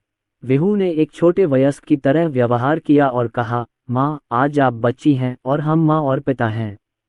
अवी ने हंसते हुए कहा, आज्ञाकारी बनो, वरना मैं तुम्हें पीटूंगा। रिया ने कंघी ले ली है, मुझे अपने बालों में कंघी करने दो। तनु ने तुरंत कहा, मुझे भी एक चाहिए। इसलिए तनु और रिया ने मीरा शर्मा के बालों में कंघी करने के लिए अपना सिर नीचे कर लिया। राजेश को लड़के अपना चेहरा धोने के लिए ले गए। तनु और रिया ने विचार विमर्श किया और मीरा शर्मा को बन देने का निर्णय लिया। तनु मुस्कुराई और बोली, अगर मम्मी 2 बनाएंगी तो वे ज़रूर सुंदर होंगे। रिया ने बिना किसी हिचकिचाहट के उसकी तारीफ की। हाँ, माँ सबसे खूबसूरत हैं। मीरा शर्मा, तनु और रिया मीरा शर्मा के सिर के आधे हिस्से के लिए जिम्मेदार थीं। सौम्य रिया के विपरीत तनु के हमले अत्यंत कठोर थे। मीरा शर्मा बिन दर्द से कराह उठीं, लेकिन वह अपनी बेटी को दोष नहीं दे सकीं। तनु, क्या तुम थोड़ा नर्म हो सकती हो? तनु ने अपनी बड़ी मासूम आंखें झपकाईं और कहा, माफ़ करना माँ, मैं थोड़ा नर्म हो जाऊंगा। मीरा शर्मा मुस्कुराईं। तनु ने जैसे ही कुछ किया, मीरा शर्मा के चेहरे पर मुस्कान जम गई। फुफकार, इससे बहुत दर्द होता है। मीरा शर्मा को लगा कि उन्हें कुछ करना चाहिए। अतः अपने बच्चों और स्वयं के प्रयासों से उसका हेयर स्टाइल सफल रहा। 2 टेढ़ी गेंदें इसे ऊपर उठाए हुए हैं। खुद को आईने में देखकर मीरा शर्मा का चेहरा शर्म से लाल हो गया। रिया को कुछ हद तक जुनूनी बाध्यकारी विकार है और उसने तुरंत 2 मीट बॉल की विषमता के प्रति अपना असंतोष व्यक्त किया। माँ, ये टेढ़ा है, बेबी, इसे फिर से कोशिश करो। मीरा शर्मा ने समय देखा तो 20 मिनट बीत चुके थे। वह मन ही मन चीख रही थी, लेकिन उसने कहा, मुझे लगता है कि यह ठीक है। माँ, बस इसे थोड़ा सा साफ कर दो। बिजली की गति से मीरा शर्मा ने दोनों मीटबॉल को बड़े करीने से और सम्मिलित रूप से बनाया। क्या तनु और रिया संतुष्ट हैं? नहीं, आज उन्हें मीरा शर्मा को एक छोटी राजकुमारी की तरह तैयार करना होगा। इसलिए वे दोनों अपने बाल आभूषण बक्से ले आए। मीरा शर्मा ने चतुराई से कहा, चलो इसका इस्तेमाल नहीं करते। दोनों छोटी राजकुमारियों का रवैया एक जैसा था। आज हम माँ को सुंदर कपड़े पहनाने जा रहे हैं। हाँ मम्मी, आज छोटी राजकुमारी और परी हैं। एक व्यस्त समय के बाद मीरा शर्मा ने आईने में देखा और लगभग फूट फूट कर रोने लगीं। हे भगवान, उसका सिर रंग बिरंगे छोटे हेयरपिन, क्लिप आदि से ढका हुआ है। मीरा शर्मा का दिल धीरे धीरे टूटने लगा। तनु और रिया अपनी शिल्पकला से बहुत संतुष्ट हैं। माँ, क्या आपको ये पसंद है? मुझे लगता है कि मम्मी आज बहुत सुंदर लग रही हैं। मीरा शर्मा ने सहमति में सिर हिलाया। हाँ, मम्मी को लगता है कि मैं बहुत सुंदर हूँ। शुक्रिया मेरे दोनों बच्चों। नीचे जाते समय मीरा शर्मा ने पहले ही इसकी कल्पना कर ली थी। जब राजेश ने उसका रूप देखा तो उसकी अभिव्यक्ति क्या थी। राजेश कपूर ने नाश्ता करना शुरू कर दिया है। राजेश कपूर दलिया पी रहे हैं। तनु और रिया उछल पड़ी और चिल्लाने लगीं। पिताजी, पिताजी, क्या आपको नहीं लगता कि माँ सुंदर हैं? लेकिन ये हमारी है, सुंदर राजकुमारी। राजेश कपूर ने उत्सुकता से ऊपर देखा और लगभग अपना दलिया थूक दिया। मीरा शर्मा ने भावशून्यता से उसकी ओर देखा, उनकी आंखों में चेतावनी थी। राजेश ने अपना फोन निकाला, एक तस्वीर खींची और मुस्कुराते हुए कहा, माँ आज बहुत सुंदर लग रही हैं। पिताजी इसे यादगार बनाने के लिए एक तस्वीर लेना चाहते हैं। मीरा शर्मा की आंखें चौड़ी हो गईं। पति तनु और रिया मीरा शर्मा के लुक से बहुत संतुष्ट थीं, इसलिए उन्होंने राजेश की बातों से सहमति जताई। रिया ने प्यार से कहा, माँ मुस्कुराओ। मीरा शर्मा ने मुस्कुराने की कोशिश की। राजेश कपूर ने अपनी हंसी दबाते हुए कहा, छोटी राजकुमारी थोड़ा मुस्कुराओ। मीरा शर्मा के चेहरे पर तुरंत एक शानदार मुस्कान आ गई। राजेश ने कहा, आओ छोटी राजकुमारी, एक तरफ से।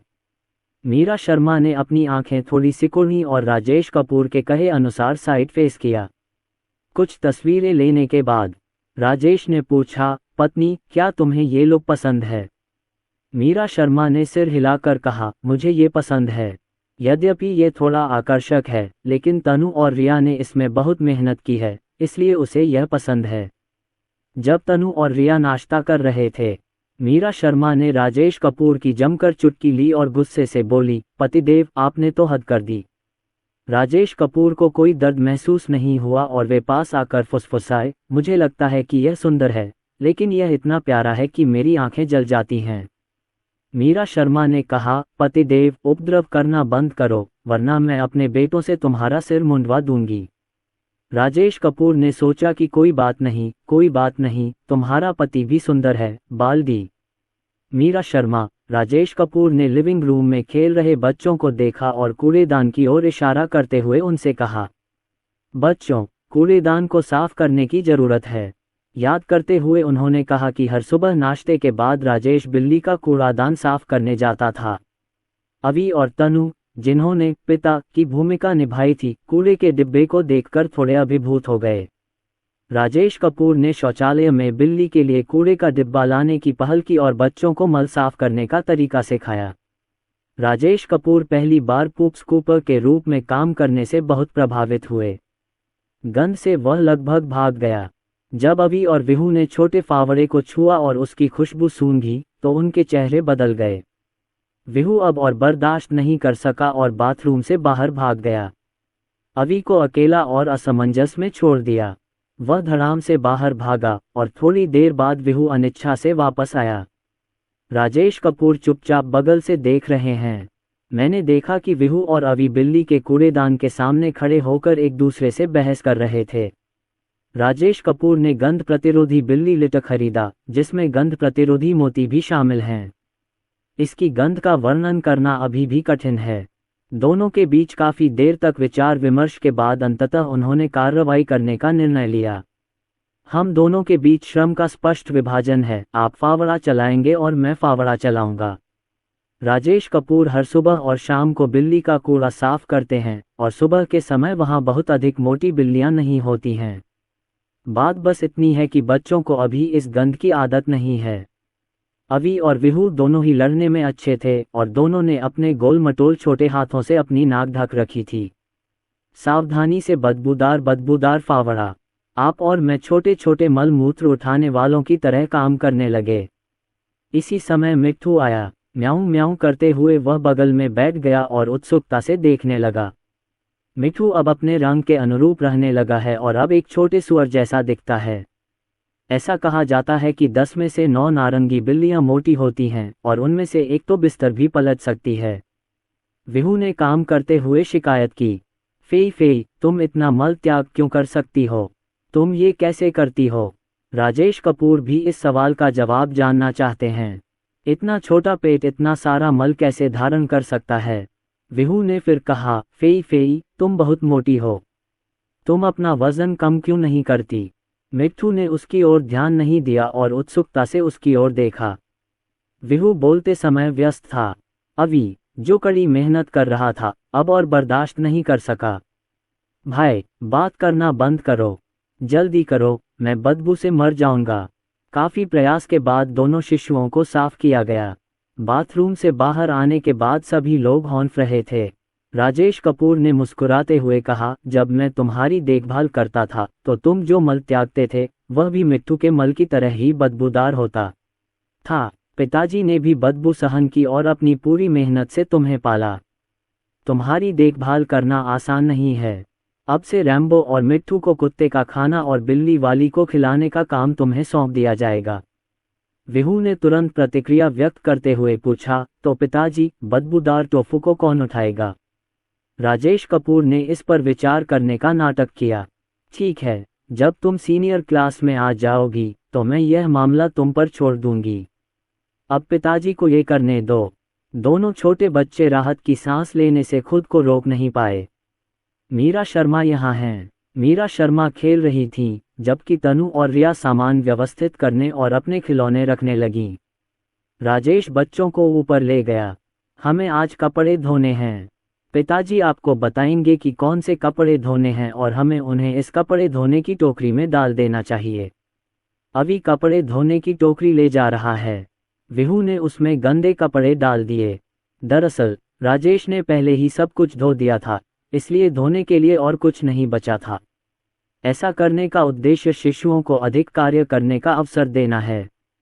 उन्हें यह अनुभव करने दीजिए कि माता पिता बनना कितना कठिन है। गंदे कपड़े इकट्ठा करने के बाद राजेश कपूर ने उन्हें वॉशिंग मशीन में डाल दिया, जो कपड़े धोने और सुखाने की मशीन है। फिर भी राजेश कपूर उसे बाहर निकालकर हवा में उड़ा देते थे। ठीक है, तुम लोगों को आकर कुछ सब्जियां तोड़नी होंगी। राजेश कपूर ने पालक, हरी बीन्स और अजवाइन निकाली। राजेश कपूर ने उनके लिए ओवरऑल पहनाया। आओ, पिताजी तुम्हें सब्जियां तोड़ना सिखाएंगे। पालक के पत्तों को एक एक करके तोड़ो और उन्हें इस टोकरी में व्यवस्थित रूप से रखो।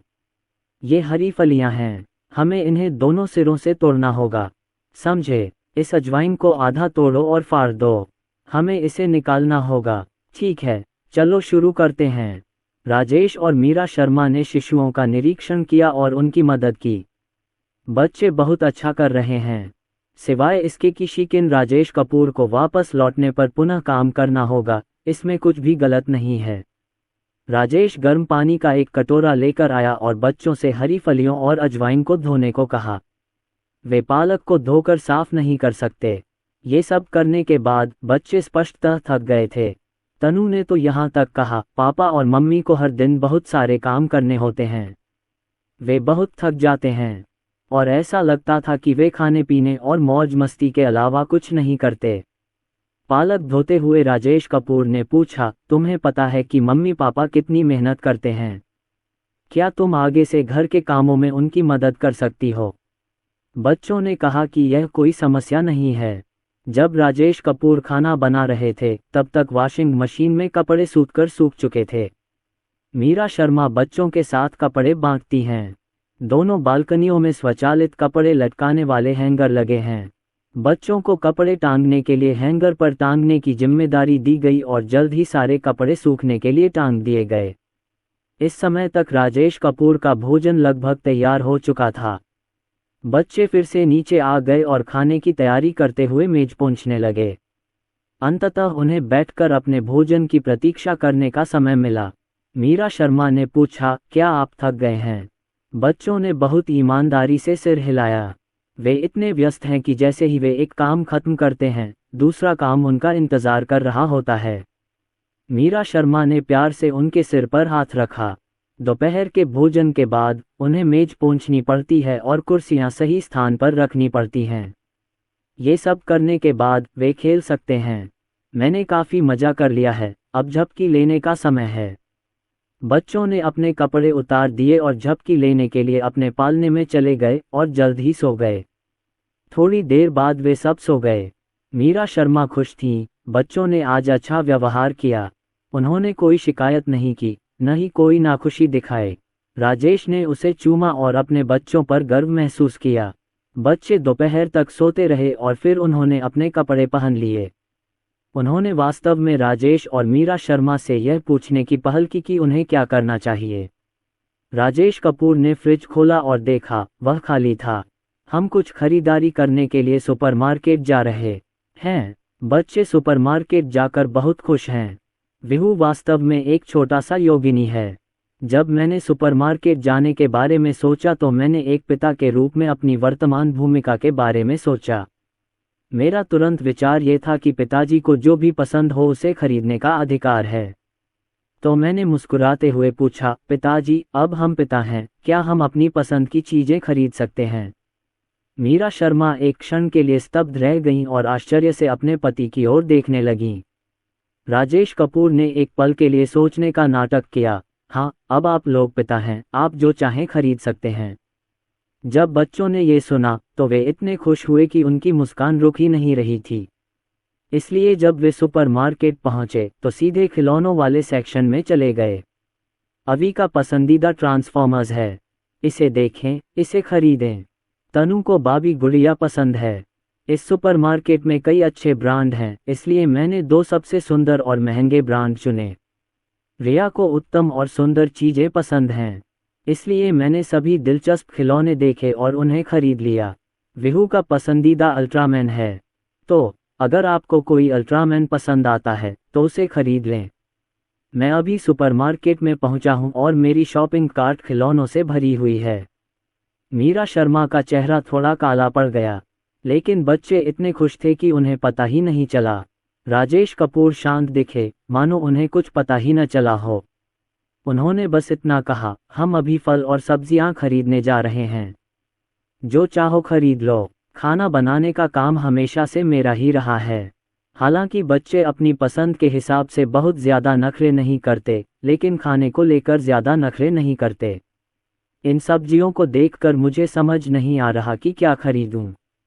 खिलौने खरीदने का मेरा उत्साह खत्म हो गया और मैं इधर उधर देखने लगा। छोटा सा योगिनी विहू फिर से शुरू हो गया है। माँ और पिताजी, जो कुछ भी खाना चाहो खरीद लो। हम खाने में बहुत ज़्यादा नखरे नहीं करते और कुछ भी खा सकते हैं। मीरा शर्मा आह भरने से खुद को रोक नहीं सकी। ये बच्चा सचमुच बहुत बुद्धिमान है और उसका दिमाग बहुत तेज है। राजेश कपूर ने कुछ सब्जियां, फल और मांस खरीदा। ठीक है, क्या तुम्हें कुछ और खरीदना है? अगर नहीं तो हम घर जा सकते हैं। बच्चों ने पहले ही अपने पसंदीदा खिलौने खरीद लिए हैं और अब वे कुछ और नहीं खरीदना चाहते। राजेश ने अवी को 300 रुपये के नोट दिए। चूंकि अब तुम लोग बड़े हो गए हो, इसलिए तुम्हें कैशियर के आने पर भुगतान कर देना चाहिए। मीरा शर्मा ने 300 रुपये पर एक नज़र डाली और खुश हुए बिना नहीं रह सकीं। तनु ने जो बाबी गुड़िया खरीदी थी उसकी कीमत इससे कहीं अधिक थी। वे भुगतान के लिए कतार में खड़े हो गए और जल्द ही उनकी बारी आ गई। चारों बच्चे बहुत सक्रिय हैं। चेकआउट काउंटर पर शॉपिंग कार्ट में एक एक करके आइटम रखें और कोड के स्कैन होने की प्रतीक्षा करें। जब अवी ने कैशियर को 300 रुपये दिए, जैसा कि आप कल्पना कर सकते हैं, कैशियर का चेहरा हरा हो गया। यदि प्यारे बच्चे और उनके माता पिता का आकर्षक रूप न होता तो कैशियर की अभिव्यक्ति शायद और भी बुरी होती। कैशियर मुस्कुराया और बोला, छोटे बच्चे, तुम्हारे 300 रुपये पर्याप्त नहीं हैं। उस समय चारों बच्चे अचंभित रह गए। अवी ने जल्दी से कहा, पिताजी, आपने जो पैसे मुझे दिए हैं वे पर्याप्त नहीं हैं। राजेश ने भी कहा, लेकिन पिताजी के पास तो अब इतने ही पैसे हैं। मीरा शर्मा ने कहा, हम यहाँ खिलौने नहीं बल्कि किराने का सामान खरीदने आए हैं। तुम लोगों के पास निश्चित रूप से इतने सारे खिलौने एक साथ खरीदने के लिए पर्याप्त पैसे नहीं हैं। ऐसा क्यों न हो कि आप में से प्रत्येक केवल एक खिलौना ही रख ले, इस तरह हमारे पास पर्याप्त पैसा होगा। बच्चे बहुत झिझक रहे थे और उन्हें अपने खिलौनों से अलग होने में कठिनाई हो रही थी। तनु कुछ कहने ही वाली थी। राजेश कपूर ने फिर कहा, हमें ये सब्जियां ज़रूर खरीदनी होंगी, वरना आज और कल हम क्या खाएंगे? क्या हम भूखे रह जाएंगे? आपके पास पहले से ही बहुत सारे खिलौने हैं, इसलिए इस बार कुछ कम खरीदना ठीक है।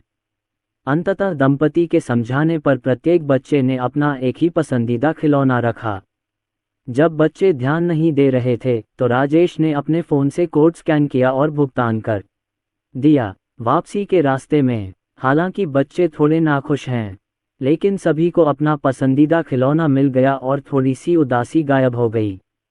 शाम को राजेश कपूर ने रसोई में खाना बनाया।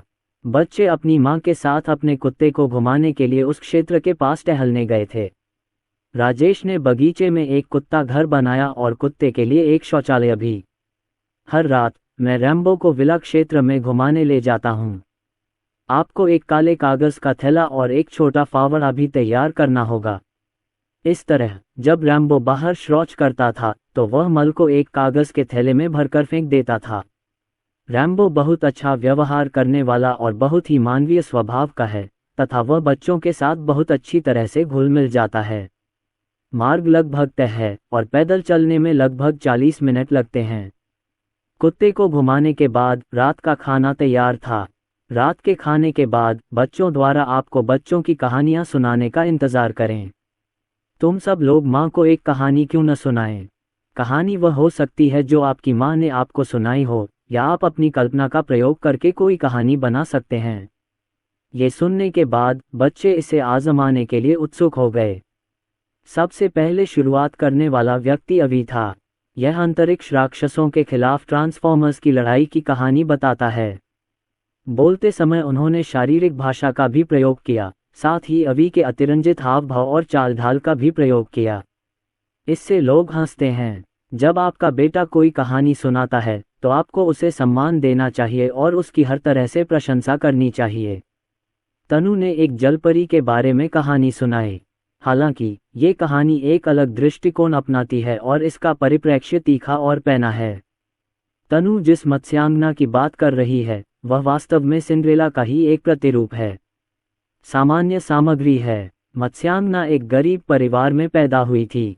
उसकी सौतेली बेटी और 2 बहनें उसे पसंद नहीं करती थीं और अक्सर उसे तंग करती थीं। बाद में अपनी सुंदरता के कारण मत्स्यांगना राजा की राजकुमारी बन गई। मीरा शर्मा को थोड़ी हैरानी हुई। तनु काफी कल्पनाशील थी। अगला है 3 खजाने। एक छोटी सी रेड राइडिंग हुड थी जो जंगल में अपनी दादी के लिए खाना लाने गई थी। मुझे उम्मीद नहीं थी कि अंदर जाने के बाद मुझे पता चलेगा कि मेरी दादी को एक बड़े दुष्ट भेड़िए ने खा लिया है। बड़ा बुरा भेड़िया लिटिल रेड राइडिंग हुड को भी खाना चाहता था, इसलिए लिटिल रेड राइडिंग हुड ने पलटवार किया और अपनी दादी को बड़े बुरे भेड़िए के पेट से बचाया। दोनों ने एक दूसरे को गले लगाया और खुशी से रोए। इसे 3 खजाने कहलाने लायक है। कहानी कुछ ही शब्दों में कह दी गई। अगला है 4 ट्रेजर्स, जो अंतरिक्ष राक्षसों और अल्ट्रामैन के बीच लड़ाई की कहानी कहता है। सभी बच्चे बहुत अच्छा बोलते हैं। मीरा शर्मा मुस्कुराई और बोली, ठीक है, चलो सो जाते हैं। बच्चे शायद आज थके हुए हैं। बिस्तर पर जाने के कुछ देर बाद ही वे सभी खर्राटे लेने लगे और सो गए। राजेश कपूर ने उनके छोटे छोटे चेहरों को देखा और बहुत गर्व महसूस किया। उसके बच्चे अच्छे व्यवहार वाले और समझदार हैं, वह एक बहुत अच्छा बच्चा है। अगले दिन, यह एक और दिन है जब 4 खजाने प्रभारी हैं। उन्होंने कहा कि कल के उत्साह की तुलना में आज वे थोड़ा थका हुआ महसूस कर रहे हैं। एक माँ के दूसरे और तीसरे बच्चे अपेक्षाकृत स्वतंत्र होते हैं। मीरा शर्मा, जो घर पर छुट्टियां मना रही हैं, ने बहुत अच्छा प्रदर्शन किया। बर्तन धोने और कभी कभी घर के काम में मदद करने के अलावा मैं अपना बाकी समय बच्चों के साथ खेलने में बिताती हूँ। जब कुछ हो तो उसे बूढ़ा कहो, जब कुछ न हो तो उसे पति कहो। देखो, तनु और रिया सोफे पर लेटे हुए बाबी डॉल के साथ खेल रही हैं। अगर मैं फल खाना चाहूँ तो मुझे क्या करना चाहिए? तनु को अचानक एक विचार आया, प्रिय, क्या तुम्हारे पास कोई फल है? मैं कुछ फल खाना चाहती हूँ। जब ये शब्द बोले गए तो सभी लोग चौंक गए। मीरा शर्मा एक किताब पढ़ रही थी और पाठ योजना लिख रही थी, जबकि राजेश बच्चों के साथ खेल रहा था। अचानक सबकी नज़र तनु पर पड़ी। तनु को ये बात दिलचस्प लगी और वह हंसते हुए बोली, प्रिय, क्या कोई फल है? राजेश कपूर, मीरा शर्मा, अवी और विहू, जो पिता की भूमिका निभा रहे हैं, उद्धरण चिन्ह डॉट डॉट डॉट उद्धरण चिन्ह। विहू ने सबसे पहले प्रतिक्रिया दी और अवि से पूछा, क्या तुमने हमें फोन किया? अब हम पापा हैं। अवि ने एक क्षण सोचा, ऐसा ही लगता है। विहू ने मेहनती होकर राजेश कपूर से पूछा, आपके पास किस तरह का फल है? राजेश कपूर एक पल के लिए स्तब्ध रह गए। ये संतरे और स्ट्रॉबेरी हैं। वह खड़ा हुआ और बोला, मैं जाकर नहाता हूँ। स्ट्रॉबेरी को नमक के पानी में भिगोएं और खाने से पहले उन्हें अच्छी तरह धो लें। संतरे जिग्नेश शाह अपने गृहनगर से लाए थे। ये देखने में तो अच्छा नहीं लगता, लेकिन यह मीठा और रसदार होता है और पूरे परिवार को पसंद आता है। आपको संतरों को टुकड़ों में काटने से पहले उन्हें धोना होगा क्योंकि वे बहुत अधिक धूल से ढके होते हैं। राजेश कपूर संतरे काटकर और स्ट्रॉबेरी धोकर बाहर ले आए। तनु ने मीरा शर्मा के स्वर की नकल करते हुए हंसते हुए कहा, धन्यवाद प्रिय।